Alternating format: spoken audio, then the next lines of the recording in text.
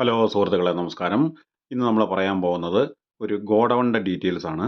അതായത് കൂത്താട്ടുകുളം പിറവം എറണാകുളം റോഡിൽ വാളികപ്പാടത്തിനടുത്തുള്ള ഒരു ഗോഡൗണിൻ്റെ ഡീറ്റെയിൽസ് ആണ് ഇന്ന് പറയാൻ പോകുന്നത്.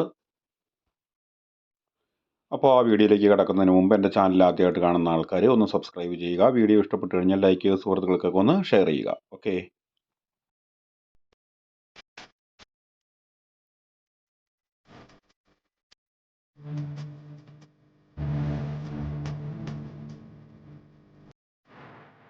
ഇതാണ് നമ്മൾ ആ പറഞ്ഞ ഗോഡൗൺ.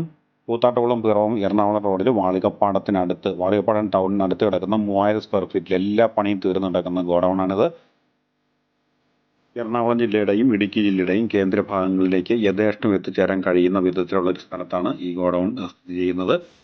അപ്പോൾ ഇത് പിന്നെ കണ്ടെയ്നർ ലോറികൾ യഥേഷ്ടം കയറി ഇറങ്ങി തിരിക്കാനും ഒക്കെ സൗകര്യമുള്ള വലിയൊരു സ്ഥലം തന്നെയാണിത്. അത്രയും വലിയൊരു റോഡാണ് ഇത്.